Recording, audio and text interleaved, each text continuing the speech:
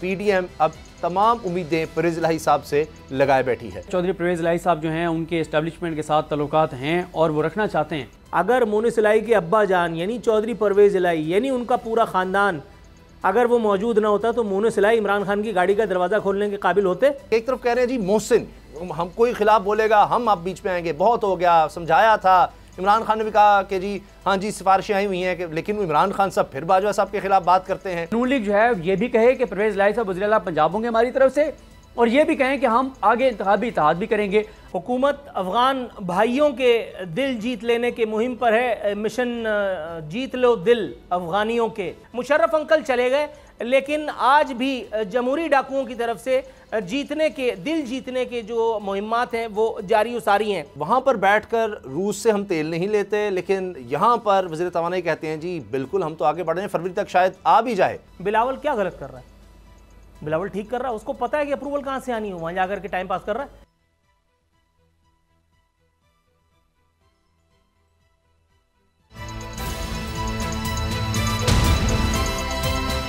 अब पता चला।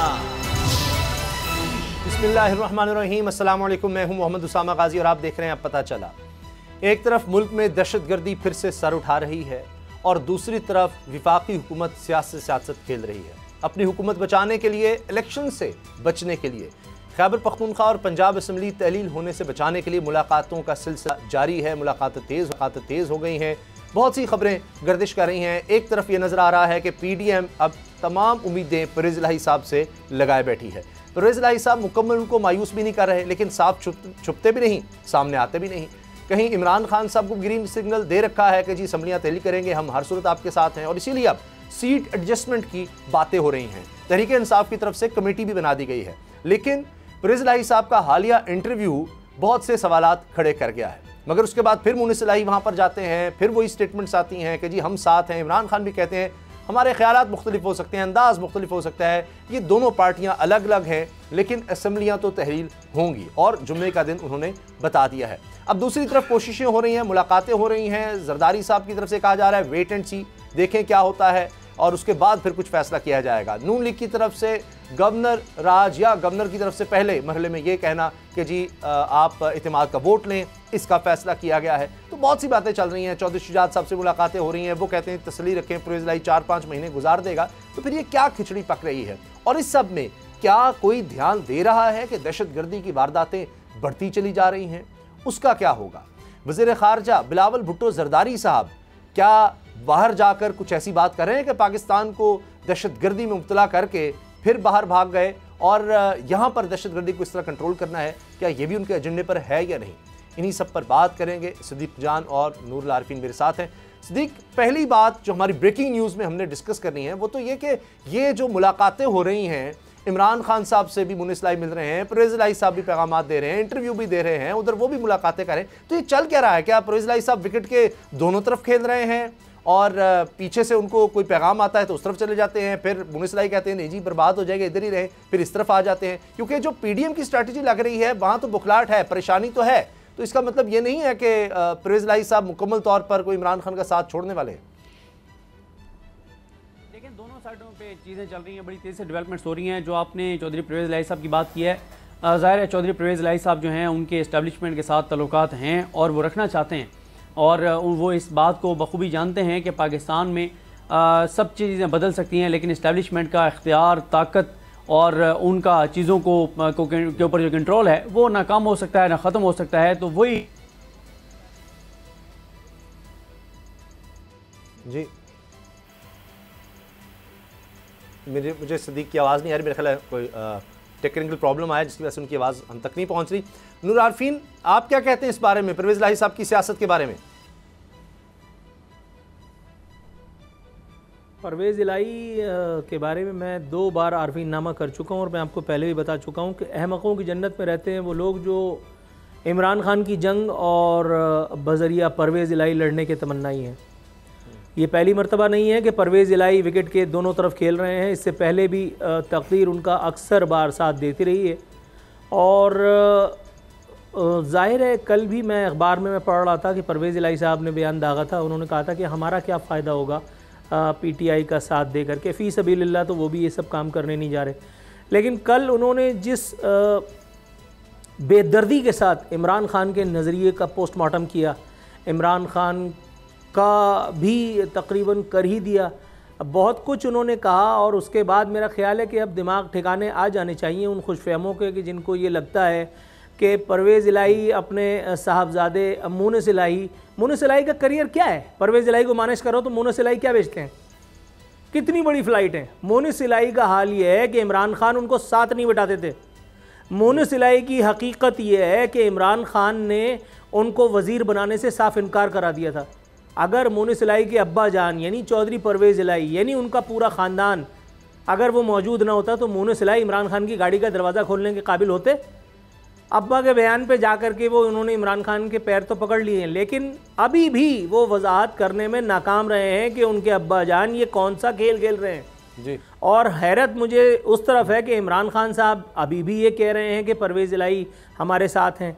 परवेज़ इलाही किसी के साथ नहीं है, परवेज़ इलाही अपने मफाद के साथ हैं। पाकिस्तान में सियासत नज़रिए का नाम नहीं है, नज़रिए का नाम लेकर के काफ लीग भी नहीं बनी थी।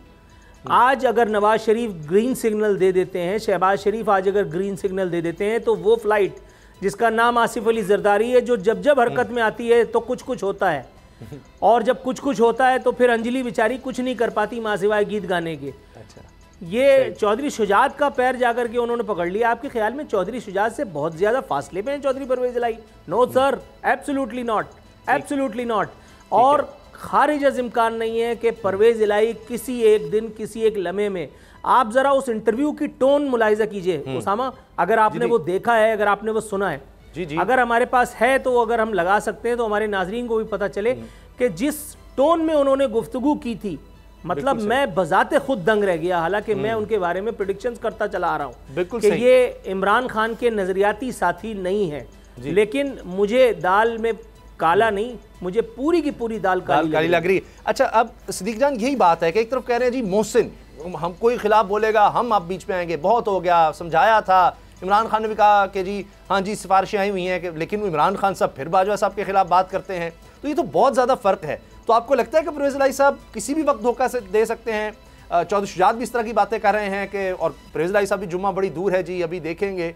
और इमरान खान साहब जाहिर है ये तो नहीं है कि वो भी अब बिल्कुल तैयार बैठे हैं कि अच्छा धोखा हो गया तो मैंने क्या करना है, उन्होंने भी अपने प्लान्स बनाए होंगे। लेकिन ये बात वाज़ेह है कि परवेज़ इलाही साहब जुम्मे तक धोखा दे सकते हैं। देखें, वो जुमे तक धोखा एक ही सूरत में देंगे अगर दूसरी साइड से उनको कोई तगड़ी ऑफर हो जाती है तो। उसके अलावा उनके पास ऑप्शंस नहीं है ना। देखें, अगर तो मुस्लिम लीग नून और PDM कह देती है कि जनाब हमारी तरफ से वज़ीर आला पंजाब भी आप होंगे, दूसरा यह है कि अगला इंतखाबी इत्तेहाद भी जितनी सीटों पे वो चाहते हैं वो हो जाए, और नून लीग कहे कि नून लीग अपने बंदे उनके मुकाबले में खड़े नहीं करेगी, सीट एडजस्टमेंट होगी तो वो बिल्कुल जा सकते हैं, ये कोई बड़ी खबर नहीं होगी। लेकिन मसला ये है कि नून लीग के लिए भी एक परेशानी ये है कि नून लीग अगर इसी तरह से इलेक्शन में जाती है तो 20, 22, 25 लोग वो हैं, 25 लोग तो वो हैं जो PTI छोड़ कर आए थे, जिनमें से 20 जो हैं वो डायरेक्ट इलेक्शन लड़ के आए थे, और जो 5 हैं वो मखसूस नशिस्तों पर आए थे। 25 लोग वो हैं। फिर आप जब PDM इंतखाबी इत्तेहाद के साथ अगर लड़ेगी तो पीपल्स पार्टी को भी कुछ MNAs MPs की सीटें देनी है मुस्लिम लीग नून ने। तो कुछ मौलाना साहब भी पंजाब में मांग रहे हैं, 2 MNAs की सीटें मांग रहे हैं, कुछ MPs मांग रहे हैं। तो नून लीग अगर काफ लीग को भी साथ मिलाती है, काफ लीग यानी जो चौधरी परवेज़ इलाही साहब की काफ लीग है इसको मिलाती है, तो फिर आप देखें फिर नून लीग खुद क्या करेगी कि 50-55 अगर MPs उन्होंने बाकियों को देने हैं तो फिर नून लीग खुद क्या करेगी। तो ये नून लीग के लिए बड़ा मुश्किल एक मरला होगा कि नून लीग जो है ये भी कहे कि परवेज़ इलाही साहब वज़ीर आला पंजाब होंगे हमारी तरफ से, और ये भी कहें कि हम आगे इंतखाबी इत्तेहाद भी करेंगे। अब अगर इंतखाबी इत्तेहाद इस्टेब्लिशमेंट नहीं करवा पाती मुस्लिम लीग नून का और चौधरी परवेज़ इलाही का अगले इलेक्शन के लिए, तो फिर चौधरी परवेज़ इलाही जितनी भी मोहब्बत करते हैं इस्टेब्लिशमेंट से, लेकिन वो इस्टेब्लिशमेंट को कहेंगे कि मुझे पता नहीं कि मैं क्या करूँ, आप मुझे कह रहे हैं कि तुम इमरान खान को भी छोड़ दो, नून लीग के साथ आप मेरे इंतखाबी इत्तेहाद भी नहीं करवा पा रहे, तो मैं कैसे ये कर लूँ।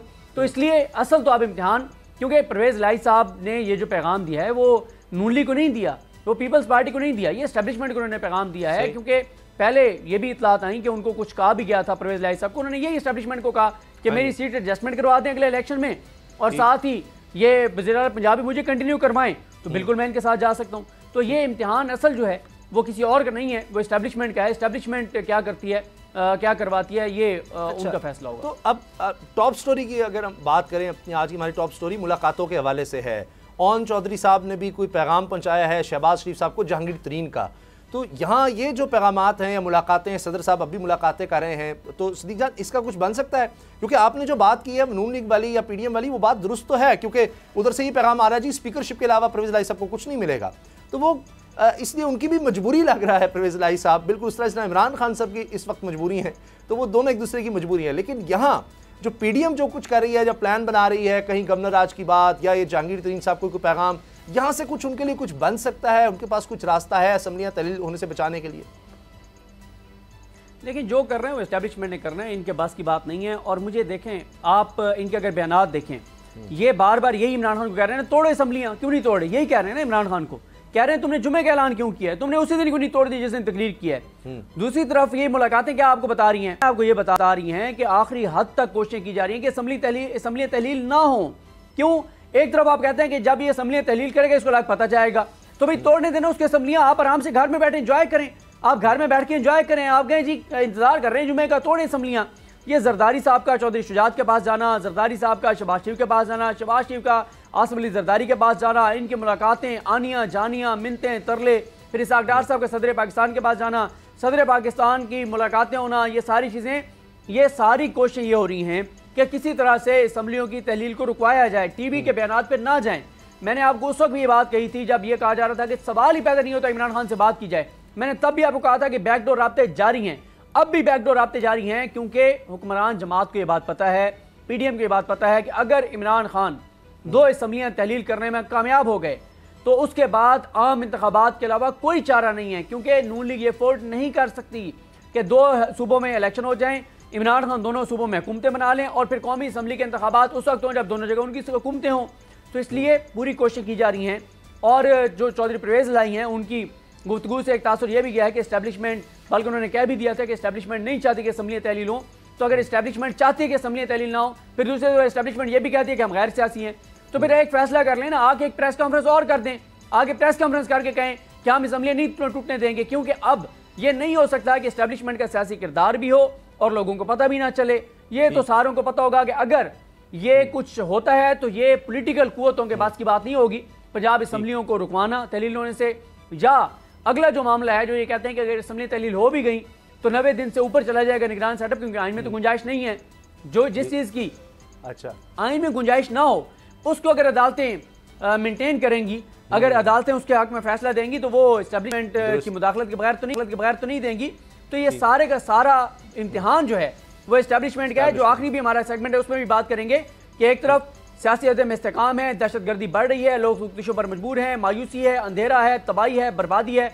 दूसरी तरफ शौक है कि शहबाज शरीफ को वज़ीर-ए-आज़म रखना है और असम्बलियाँ भी नहीं टूटने देनी। तो आप फैसला कर लें कि आपको मुल्क अजीज़ है या अपने शौक अजीज़ हैं, एक चीज़ आप बचा लें। हमने तो अपने जो इंटर्नशिप पर अभी तक है हमारे वज़ीर ख़ारजा जिनको कहा जा रही है अगले वज़ीर-ए-आज़म वो हैं, सईद गनी साहब ने कहा है, उन पर भी हम आगे बात करेंगे सेगमेंट में। लेकिन नूर आरफीन आपको क्या लग रहा है, क्योंकि परवेज़ इलाही साहब का जो वो कह के उन्होंने मुखातिब किया कि जी वो पैगाम हमने उधर पहुंचा दिया, हमने उनको सारा बता दिया, इमरजेंसी भी लग सकती है 1 साल के लिए, मुआशी इमरजेंसी हमने ये भी बता दिया। तो क्या वहाँ से कुछ ऐसा वाकई है? क्योंकि फिर उसके बाद परवेज़ इलाही साहब दूसरी तरफ चले जाते हैं, क्योंकि ये हम तक ये भी इत्तलात पहुँच रही है कि वहाँ से पैगाम दिया गया भाई अपने फैसले खुद करें, हमारी तरफ ना आए। और ये इस तरह से भी बात नज़र आती है कि अगर वहाँ से बड़ा तसल्ली का पैगाम होता है कि जो मर्जी कर लो, इमरजेंसी लगा देंगे या कंटिन्यू करेंगे, तहलील से कुछ नहीं होगा, तो फिर ये इतनी पीडीएम में कोई भाग दौड़ ना हो रही होती कि उसके पास जाओ अच्छा गवर्नर आज फलां, फिर तो ये रिलैक्स होते। तो आपको क्या लगता है पीछे वाकई न्यूट्रलिटी है? भाई मेरे पिछली गवर्नमेंट क्या न्यूट्रलिटी के नतीजे में बनी थी? उससे पहले नवाज शरीफ क्या न्यूट्रल एस्टेब्लिशमेंट की मर्जी से आए थे?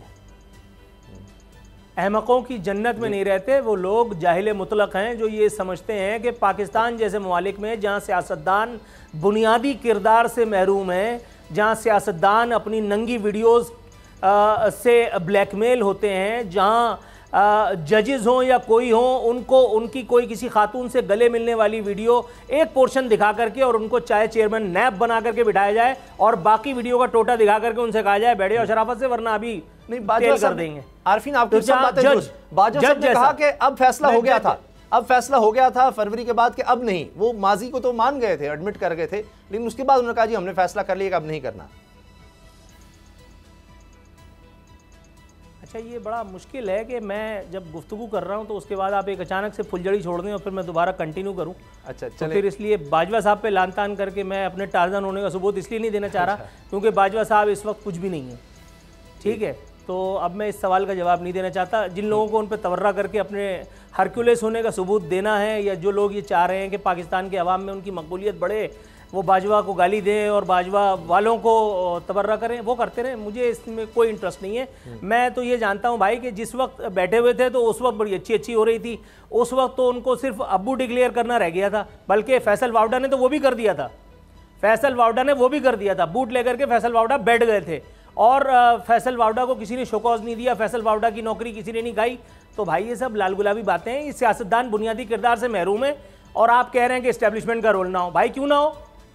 ये आपके ख्याल में चौधरी परवेज इलाही फौजी है, सिविल सर्जन है, चीफ इंजीनियर है, सियासतदान है ना? क्या कर रहा है? कैरेक्टर है। जरदारी साहब क्या करते फिर रहे हैं? आपको नहीं पता जरदारी साहब किसके कहने पे करते फिर रहे थे?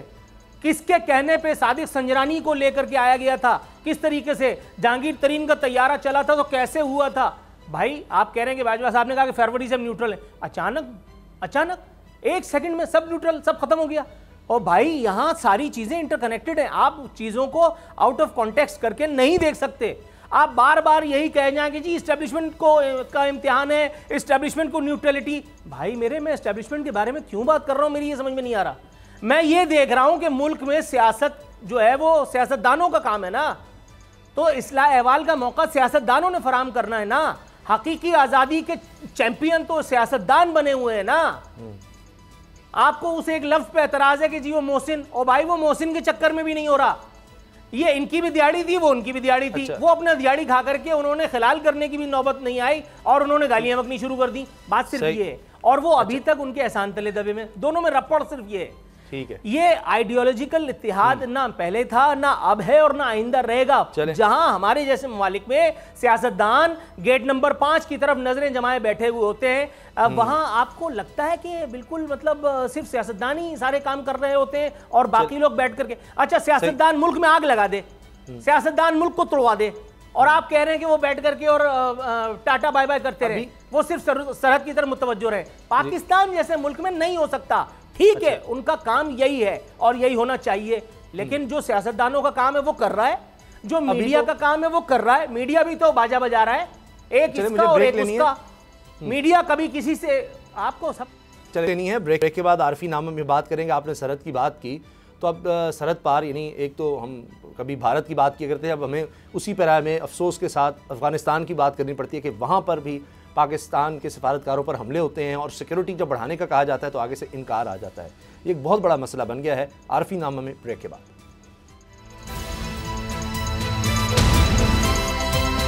अब पता चला। बहुत उम्मीदें थीं, अफ़गान नई हुकूमत आ गई, अबूरी हुकूमत वो अभी तक चल रही है, अगरचे किसी मुल्क ने उनसे उस तरह के सफारती ताल्लुकात नहीं रखे हुए, उनको माना नहीं हुआ, लेकिन पाकिस्तान के सफारत खाने में सफारतकारों पर हमला और उसके बाद सिक्योरिटी के लिए पाकिस्तान ने कहा कि बढ़ाई जाए और वहाँ से इनकार। आरफीन नामा में इसी बारे में बात करेंगे। आरफीन जी। उसामा, हुकूमत अफ़गान भाइयों के दिल जीत लेने के मुहिम पर है। मिशन जीत लो दिल अफ़गानियों के, पूरी आबोताब से ये मुहिम जब वो जारी है।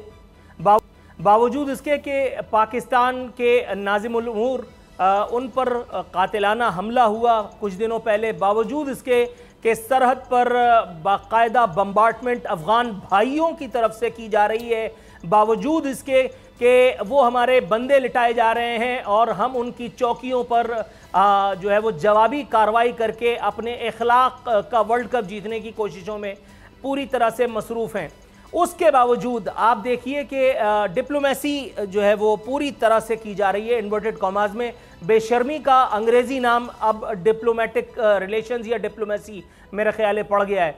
पाकिस्तानी हुकूमत ने शर्म हया से आरी रवैये पर जो है वो एक पॉलिसी तश्कील देते हुए शदीद सर्दी से अफ़गान भाइयों को बचाने के लिए आज एक कई हज़ार जैकेट्स और गर्म कपड़ों पर मुश्तमिल जो है वो कुछ ट्रक तोरखम बॉर्डर के ज़रिए पहुंचाने का ऐलान किया था। अब तक जब हम बात कर रहे हैं मेरा ख्याल है या तो ये कार खैर अंजाम दिया जा चुका होगा या दिया जाने वाला होगा, गॉड नोज। लेकिन उस एक वक्त के जिस वक्त अफगान भाई अपने ही भाइयों के खून पर, बल्कि खून नाहक पर तुले हुए हैं, उनकी तरफ से दरअंदाजी रुकने का नाम नहीं ले रही है, वो तमाम चीज़ें जिसका जिक्र हम गुज़िश्ता प्रोग्राम्स में कर चुके हैं, उस एक वक्त में इस एक शर्म व हया से आरी रवैये का सबब क्या है ये बताने वाले ही बताएं। इससे पहले मैं आपको ये बताऊं कि इसके बाद क्या हुआ। पाकिस्तान की इस हरकत का जवाब देते हुए, कारी मुंह तोड़ जवाब देते हुए, हुकूमत पाकिस्तान को उसकी इन्वर्टेड कॉमाज में गलती का जो है वो एहसास दिलाया गया अफगान हुकूमत यानी अफगान भाइयों की जानिब से, और उन्होंने पाकिस्तान की जानिब से जो दूसरी दफ़ा दरख्वास्त की गई थी कि हमारे सिफारती मिशंस पर सिक्योरिटी इन्हांस की जाए, दूसरी मरतबा की जाने वाली ये दरख्वास्त भी नहायत शान व शौकत के साथ बल्कि मुसर्रत और इफ्तिखार के साथ मुस्तरद कर दी है। इस हवाले से खबर बता रही है कि अफगानिस्तान में पाकिस्तानी मिशंस की सिक्योरिटी पर 15 पाकिस्तानी कमांडोज तैनात हैं। पाकिस्तान ने मजीद 21 सिक्योरिटी एहलकारों को तैनात करने की इजाज़त मांगी थी, ताहम अफगान हुक्काम ने सिक्योरिटी के लिए मजीद एहलकारों की इजाज़त देने से दूसरी मरतबा इनकार कर दिया। ये देख करके मुझे वो दोस्ती सीरीज़ अंकल मुशर्रफ के दौर में याद आ गई, जिसमें हमने कराची के नेशनल स्टेडियम में शान और शौकत के साथ उनको जीत लो वर्ल्ड कप, जीत लो कप करने की देने की मुहिम जो है वो चलाई थी। मुशर्रफ अंकल चले गए, लेकिन आज भी जमहूरी डाकुओं की तरफ से दिल जीतने के जो मुहिम्मात हैं वो जारी उसारी हैं। आपको पता ही होगा कि बन्नू में दहशतगर्दों का जो हमला हुआ है, सीटीडी की एक इमारत पर कब्जा किया गया था, एहलकारों को यरगमाल बनाया था। इस हवाले से फुटेजेस भी वायरल हुई थी।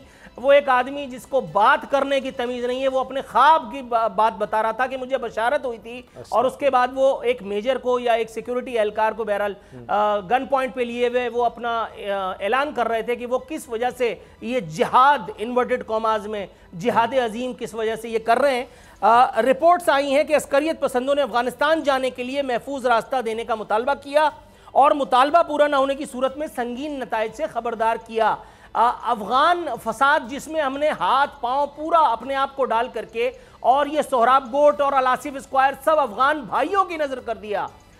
कभी एक तरफ से नेशनल हाईवे बंद करते हैं, कभी दूसरी तरफ से सुपर हाईवे का चक्का जाम करते हैं, कभी कुछ नहीं होता तो उनके लौंडों की औकात देखिए, इस लड़के की उम्र देखिए, इस बदबख्त की। ये अफगान ताजिक है, इसका लूप मैंने जानबूझ के नहीं बनवाया, ये अफगान ताजिक है। इस उम्र में कत्ल करते हुए इनके हाथ नहीं कांपते।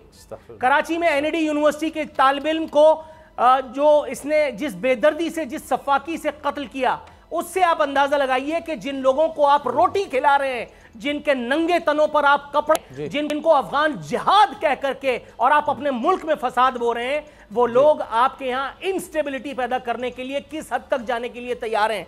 इस बदबख्त के हवाले से सिर्फ ये सुन लीजिए कि इस मुलजिम को सुपर हाईवे पर वाक़ अफगान बस्ती से पकड़ा गया था। ये मुलजिम ताजिक अफगान है, इससे कबल गिरफ्तार होकर के भी जेल गया है, लेकिन महज 8 रोज में जमानत पर रिहा हो चुका। अदलिया का इकबाल अल्लाह ताला बुलंद करे। सोचनाक।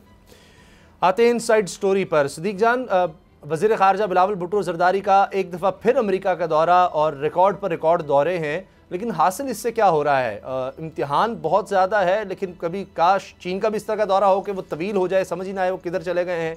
ये खबरें भी आई हैं कि बैलेंस भी करना है चीन के साथ, रूस के साथ, लेकिन वहाँ जाकर जो बयानात आते हैं वो तो एम्बैरस कर रहे होते हैं। यहाँ कहते हैं जी हम तो बिल्कुल तैयार, पूरा आ रहा है जी, फरवरी में रूस से तेल आ रहा है। वहाँ वज़ीर ख़ारजा कहते हैं जी सवाल ही पैदा नहीं, तो कोई बात ही नहीं हो रही। तो ये अभी तक हमें हासिल क्या इन दौरों से? शहबाज शरीफ ने, बिलावल साहब ने जितने दौरे किए हैं, मुझे नहीं लगता 8 महीने में इतने दौरे कभी पाकिस्तान की तारीख में हुए होंगे। ये आपने बिल्कुल दुरुस्त कहा है कि हासिल वसूल तो कुछ नहीं हुआ। अलबत्ता उन्होंने जो मोदी के हवाले से बयान दिया उसको उनको अप्रिशिएट करना चाहिए। उन्होंने बड़ा दबंग बयान दिया है और बड़ा अच्छा बयान दिया है, उसको अप्रिशिएट करना चाहिए। लेकिन उसके अलावा जो चीज़ें हैं, जो ये सफारतकारी है, उसका कोई हमें कोई खातिर खा फ़ायदा नहीं हुआ। और उसकी एक वजह भी है कि जब आप मुआशी तौर पर इतने कमज़ोर होंगे कि किसी मुल्क को भी, हर मुल्क को ये बात पता है कि आप मुआशी तौर पर इतने कमज़ोर हैं कि आप दीगर मुल्कों के कर्ज़ों पर चल रहे हैं और आप हर वक्त ये कह रहे हैं, अभी भी आप ये कहते हैं कि हमारे पास पैसे नहीं हैं, हमें सऊदी अरब पैसे देगा, हमें जो है वो चीन पैसे देगा, हमें जो है वो IMF पैसे देगा, हमें जी फ़लाँ बैंक पैसे देगा, हमें फ़लाँ मुल्क पैसे देगा, कोई UAE कोई और पैसे आपके अकाउंट में रखवा देगा। तो जब इस तरह की सूरत हाल होगी तो फिर कौन सा मुल्क आपकी इज्जत करेगा। बिल्कुल उसी तरह से जैसे हम अपने माशरे में उन घरों की, उन लोगों की इज्जत नहीं करते जिनका हमें पता हो कि उन्होंने हर वक्त हाथ फैलाए होते हैं, हर वक्त मांगने का काम है उनका, और फिर उस घराने पर या उस शख्स पर, उस फर्द पर आपको और ज़्यादा गुस्सा आता है जो एक तरफ तो हाथ फैला रहा हो, भीख मांग रहा हो, दूसरी तरफ उसकी अयाशियाँ चल रही हों। आप देखें उसका रहन सहन देखें, मज़ेदार रहन सहन हो उसका, वो अयाशियाँ कर रहा हो, फजूल खर्चे कर रहा हो, तो आपको और ज़्यादा गुस्सा आता है कि एक तरफ ये भीख मांगता है, दूसरी इसकी अयाशियाँ देखो, वही हमारे मुल्क के अंदर हो रहा है। एक तरफ कहते हैं जी जहर खाने के पैसे नहीं है। एक और बात सईद गनी साहब ने कहा, अगला वज़ीर आज़म बिलावल भुट्टो जरदारी। विकी लीक्स में भी सामने आया था कि फजलुर रहमान साहब भी कहते रहे अमेरिका से कि जनाब अगली बारी कोई या हमें एक दफ़ा आजमा कर तो देखें मुझे वज़ीर आज़म बनाकर। तो क्या ये जो पहले इल्ज़ाम लगा जिसको रजीम चेंज कहते हैं जी, वो उससे पहले भी गए थे जी, वो अपनी CV लेकर गए थे, ये तहरीक इंसाफ या शेख रशीद साहब भी ये कहते रहे हैं, तो कुछ ऐसा है कि वहाँ से कोई इंडोर्समेंट लगवाने जाते हैं, उसके बाद उस दौरे के दौरान ही सईद गनी साहब कहते हैं जी अगला वज़ीर आज़म बिलावल भुट्टो जरदारी है। देखिए उस दौरे का तो नहीं पता, लेकिन ये रिजीम चेंज ऑपरेशन था, उसमें जो लॉन्ग टर्म चीज़ें डिसाइड हुई थी, जो इनसे डिस्कस हुई थी, उसमें बिल्कुल ये बात इनके साथ तय हुई थी कि 2023 में तो नहीं लेकिन 2028 में जो है वो वज़ीर आज़म बिलावल भुट्टो जरदारी होंगे। तो ये रिजीम चेंज ऑपरेशन के जो किरदार थे उन्होंने बिल्कुल ये पीपल्स पार्टी को यकीन दहानी कराई है कि वो अगले वज़ीर आज़म होंगे। तो ये बात इनका इस हद तक कॉन्फिडेंस ठीक है। और अमेरिका को और क्या चाहिए, इस ऐसे किरदार चाहिए अमेरिका को जो यहाँ पे ये कह रहे हो कि जनाब हम तो भीख मांग रहे हैं, हमारा तो माई बाप अमेरिका है, अमेरिका के वेंटिलेटर पर हैं, अमेरिका को हमने कुछ कह दिया तो वो वेंटिलेटर का बटन बंद करेगा और बहसीत कौम हमारी मौत वाक़ हो जाएगी। और फजलुर रहमान साहब के बयानात आपके सामने, जिन्होंने कहा था कि हम भी अमेरिका के खिलाफ बात करते थे लेकिन तमीज़ के दायरे में रहकर बात करते थे। इमरान खान बहुत बदतमीज़ आदमी है, बहुत बदतमीज़ी करता है अमेरिका के साथ, ये मुनासिब नहीं है।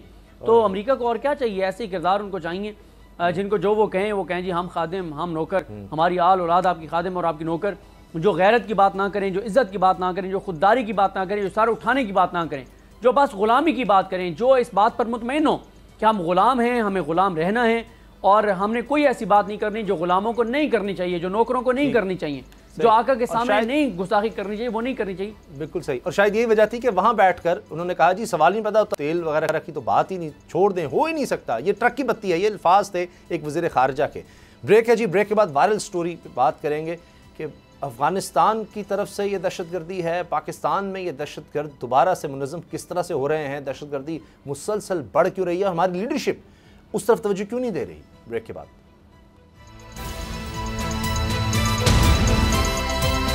अब पता चला। बात कर रहे थे हम वज़ीर ख़ारजा बिलावल भुट्टो जरदारी के दौरे अमेरिका की। नूर आरफीन इस पर चारों थोड़ी आप भी बात कर लें, फिर हम वायरल स्टोरी पर आएंगे। ये दौरा वहाँ पर बैठकर रूस से हम तेल नहीं लेते, लेकिन यहाँ पर वज़ीर तवानाई कहते हैं जी बिल्कुल हम तो आगे बढ़ रहे हैं, फरवरी तक शायद आ भी जाए, जो कि पहले कहते थे यहाँ रिफाइन हो सकता, बिल्कुल इमरान खान गलत कर रहा है। आज वो कह रहे हैं कि जी हम लेंगे, वहाँ जाकर कह रहे हैं सवाल ही पैदा नहीं। ट्रक की बत्ती, ये वहाँ पर बैठकर ये अल्फाज बिलावल भुट्टो जरदारी के हैं, ट्रक की बत्ती क्या है ये रूस के पीछे लग रहा। देखिए भाई, बात ये है कि बिलावल जरदारी और मुसद्दिक साहब के दरमियान में जो कोऑर्डिनेशन ना होने के सबब जो भी एक फ़ज़ा बनी मज़ाहिया, उस पर तो तबर्रा करना मेरा ख्याल है बेकार है। वो तो ज़ाहिर हो चुका कि आपस में कितना वो एक पेज पर है। और पाकिस्तान में ये पहला मौका भी नहीं है, ना ही आखिरी मौका होगा कि जो लोगों को अपनी बहादुरी, अपनी मर्दानगी, अपनी वो फलां के किस्से सुना करके और उनको बहलाया जाता है। मुझे उस पर वो वीडियो याद आ रही है, अगर आपने देखा हो, मैं अपने प्रोग्राम में चला चुका हूँ। एक सुल्तान सलाउद्दीन अयूबी 2 ट्रम्प के बराबर में बैठे हैं और सामने से एक रिपोर्टर ने, फीमेल रिपोर्टर ने आफिया सिद्दीकी के हवाले से सवाल किया और उनकी नशिस्त और अपनी नशिस्त पे ये पेचोताप खा के रह गए। भाई उस वक्त क्यों नहीं बात की थी आफिया सिद्दीकी की रहाई के हवाले से? यहाँ सोराबगोड पे कैंप जब लगता था तो आकर के आप दाएं करके बैठ जाते थे, आप बड़ी बड़ी बातें किया करते थे कि वो फोफ, कौमी गैरत, फलाना और ढिमकाना, ये सारे ऐसे हैं यार, 5 लाख दफ़ा बता चुका हूँ, ये सारे ऐसे हैं। और दूसरी बात, मैं अगर इस बात पे बात करने आ गए ना कि पाकिस्तानी फलां की अप्रूवल कहाँ से आती है, तो फिर मेरा ख्याल है कई प्रोग्राम कम पड़ जाएंगे, कई प्रोग्राम। बिलावल क्या गलत कर रहा है? बिलावल ठीक कर रहा है, उसको पता है कि अप्रूवल कहाँ से आनी है, वहाँ जाकर के टाइम पास कर रहा है। और ये टाइम पास इन्वर्टेड कॉमर्स में है। आपके ख्याल में जब ठीक एंड टाइम पे रोका मैंने, बहरहाल इस सवाल का जवाब हो गया। ठीक है, इससे पहले कि मेरे मुंह से कुछ अच्छा चलें, ठीक है। वायरल स्टोरी पर आते हैं। सदीक, अगर आपने कुछ ऐड करना हो तो प्लीज़ आप कर सकते हैं। वायरल स्टोरी का मैं ज़रूर अर्ज़ कर दूं कि दहशतगर्दी जो मुल्क में दोबारा सर उठा रही है, बढ़ती चली जा रही है, ये कोई बैरूनी ताकत जो है हम अगर सोचते हैं जी आकर हमारी मदद करेगी, नहीं, वो सिर्फ यहाँ पर दहशत फैलाकर, तबाही फैलाकर, जंग फैलाकर निकल जाते हैं हमेशा की तरह, और हमें फिर छोड़ देते हैं जनाब अब भुगतो। सदीक, क्या कहेंगे आप, ये जो अब दहशतगर्दी सर उठा रही है, क्या पाकिस्तान की हुकूमतें सब उतनी तवज्जो दे रही हैं इस चीज़ पर जितनी देनी चाहिए? आज भी खुदकुश हमले की इत्तला आती है, उससे पहले 4 पुलिस एहलकार शहीद होते हैं, और जो हॉस्टेज सिचुएशन बनी हुई है अभी तक उसकी कोई इत्तलात नहीं आ रही, और जाहिर है कि जिम्मेदारी को मुजाहरा करते हुए ऐसी सिचुएशन में बड़े मोहतात होकर हमें रिपोर्ट करना है। सिर्फ यह है कि कहा जा रहा है जी हम उसको देख रहे हैं, इलाका कॉर्डन ऑफ किया हुआ है और बेहतरी की उम्मीद है। जी सदीक जान। देखें, बात यह है कि इसमें भी कोई शक नहीं है कि अगर आज मुल्क के अंदर अमन है बहुत हद तक, वो जो दहशतगर्दी के कार्रवाइयाँ थी उनमें जो कमी आई, जो दहशतगर्दों की कमर तोड़ी, वो भी क्रेडिट गोज़ टू पाकिस्तान की फ़ौज, पाकिस्तान के जवान, उनको क्रेडिट जाता है, क्योंकि उन्होंने अपनी जानें कुर्बान की, उन्होंने कुर्बानियाँ दी और मुल्क के अंदर अमन कायम किया।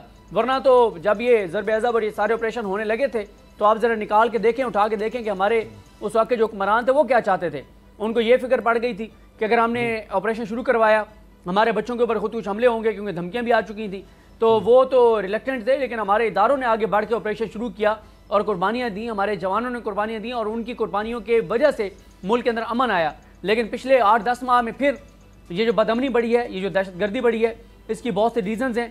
एक तो ज़ाहिर है अफगानिस्तान के बॉर्डर के ऊपर जो सूरत हाल है, जो अफगानिस्तान के अंदर जब वहाँ पर नई हुकूमत आई हम रिलैक्स हो गए, हमें ये लगा कि अब वो हमारे दोस्त आ गए हैं, हमारे भाई आ गए हैं, जिनको हमने बहुत सपोर्ट किया, जिनके साथ हमने बहुत कोऑपरेट किया, उनकी वजह से हमने पूरी दुनिया में आवाज़ उठाई, पूरी दुनिया को यहाँ पे हमने एक OIC करवाई।